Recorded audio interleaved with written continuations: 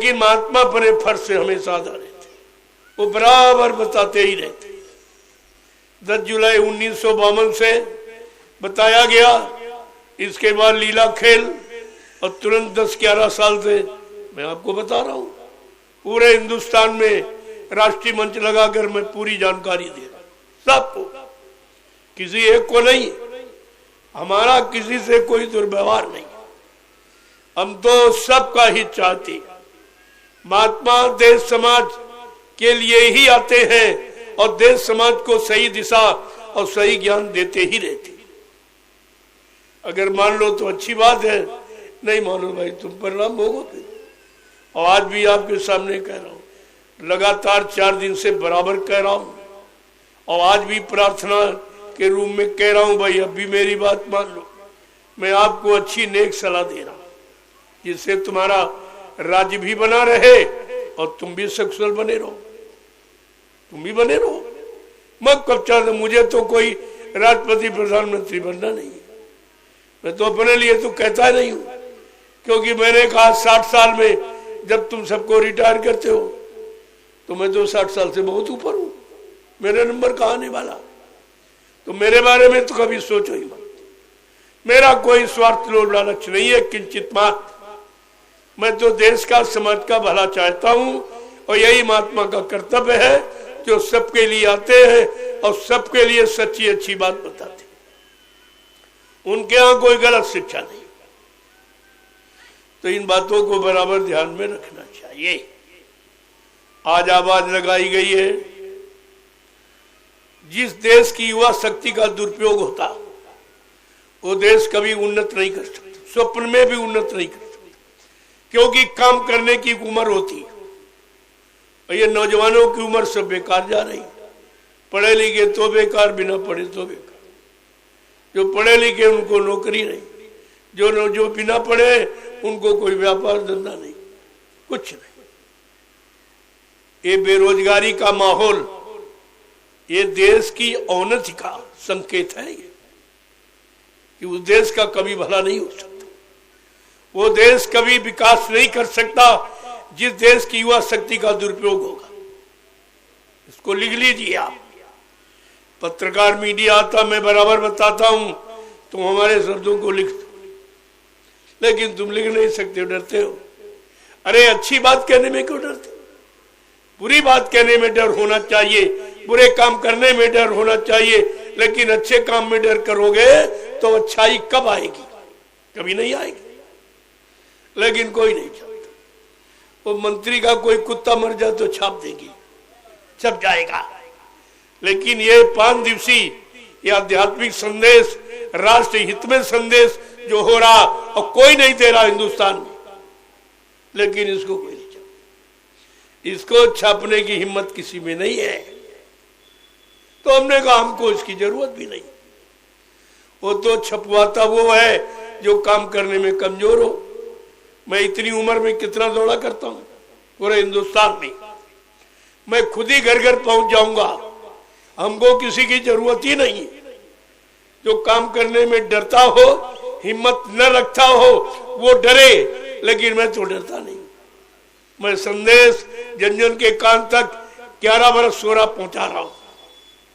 और भाई नहीं मानोगे तो फिर तुम जानो तुम्हारा काम, लेकिन आप हमसे नहीं कह सकते हो कि आप जानते थे तो आपने बताया क्यों नहीं। इसलिए जानकारी आप हमारा नौजवानों से कहना है, अगर तुम्हारी युवा शक्ति का दुरुपयोग और हुआ तो देश बिल्कुल खंडहर हो जाएगा, कुछ नहीं बचेगा। ना इनके पास प्रजा बचेगी, ना इनका शासन बचेगा। युवा शक्ति वो शक्ति है जिससे देश का विकास निर्भर है। अगर नहीं समझा गया तो देश का विनाश हो जाएगा। काम करने वाला कोई रहेगा नहीं, और काम करने वाले सब बेरोजगार हो गए, और सारे विभाग एकदम ठप, कई काम नहीं हो रहा, सब बंद है। तो सरकार ने देखा तो अपना हाथ खींच लिया। सरकार के पास कोई सरकारी विभाग नहीं है, तो सरकारें कहाँ है? जिसके पास कोई सरकारी विभाग नहीं है तो सरकार कहाँ रही? सब प्राइवेट हो गया, सब प्राइवेट। सब कर्मचारी अधिकारी संविधान में पता नहीं कब निकाल दिए हैं, भगा दिए जाए। उनका भी समय कोई निश्चित नहीं रहा।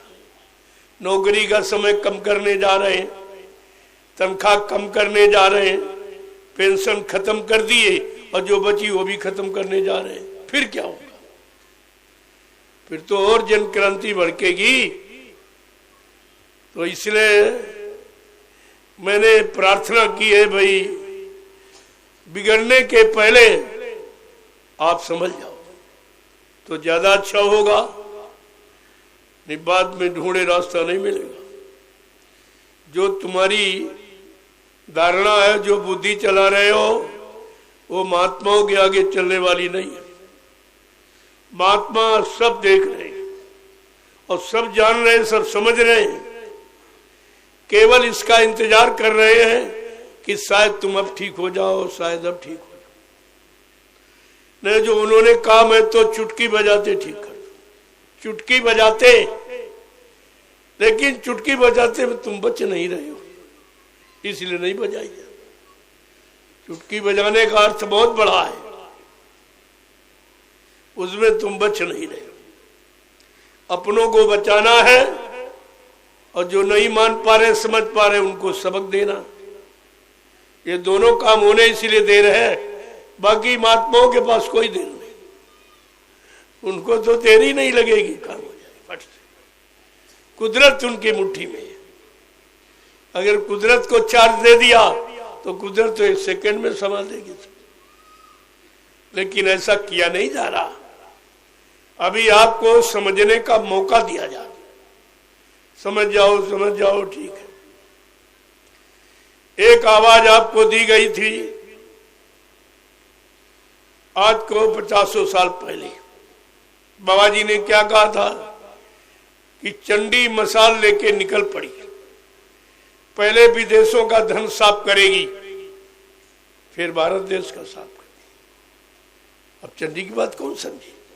कोई बुद्धिमान बता सकता है कि चंडी क्या? बाबा जी ने, अरे भाई चंडी एक देवता है। वो नाराज हो गया और वो निकल गई विदेशों में, सारा धन साफ कर देगी और इसके बाद भारत में साफ। अब इतनी बड़ी बात कह दी गई, लेकिन किसी की बुद्धि में नहीं चला। कह रहे महात्मा पता नहीं क्या कहते रहते, चंडी क्या है, चंडी क्या है? कहा भाई चंडी एक देवता है, और तुम्हारे काले कारनामों से नाराज हो गया और वो धन का, लक्ष्मी का सफाया करती है। सब लोग कहेंगे धन कहां चला गया, रुपया कहां चला गया, और तुम्हारे यहाँ चंडी आई, पता चला, समझ पाए राजा प्रजा, ये नोटबंदी क्या है? ये चंडी का खेल था, जिसने सारा पैसा गायब कर दिया। कोई इधर फेंक रहा, कोई उधर फेंक रहा, कोई उधर फेंक रहा। जिन नोटों को लोग संभाल के तिजोरी में 2-2 ताला लगा के रखते थे, और समय चंडी आई और उसने सब धन खोल के रख दिया। जिनके पास रखा था चोरी का, वो भी बता दिए, अरे इतना हमारे पास रखा, 1000 का नोट, जल्दी करो उसको, ले जाओ ले जाओ। सबकी चोरी, घर की, परिवार की, समाज की, देश की, सब चोरी खुल गई। 1 सेकंड नहीं लगा, सबकी चोरी खुल गई। ये महात्माओं का इशारा कितना विलक्षण है कि चंडी मसाल लेके निकल पड़ी और सब पहले विदेशों में जाएगी, सबका धन खत्म करेगी और फिर भारत पे आ जाएगी। और इसके बाद ये चंडी क्या करेगी? आपस में लड़ाएगी। मुसलमान आपस में लड़ेंगे, अपनी हानि आप करेंगे। वो विदेश की तरफ दृष्टि डालो, सब आपस में लड़ रहे, एक दूसरे के मारे काढ़े डाल। वो अपने आप विनाश की स्थिति तैयार। बाबा जी ने पहले कहा था सब लोग आपस में लड़ेंगे, सब धर्म लड़ेंगे आपस में, सब लोग लड़ेंगे आपस में, राजा राजा लड़ जाएगा, प्रजा प्रजा लड़ जाएगी। ये सब बताया उन्होंने। आपने उनकी बात का हंसी मजाक माना और देख लीजिए नंगा नाच सामने तुम्हारे। ये धीरे धीरे पूरे देश में फैल जाएगा।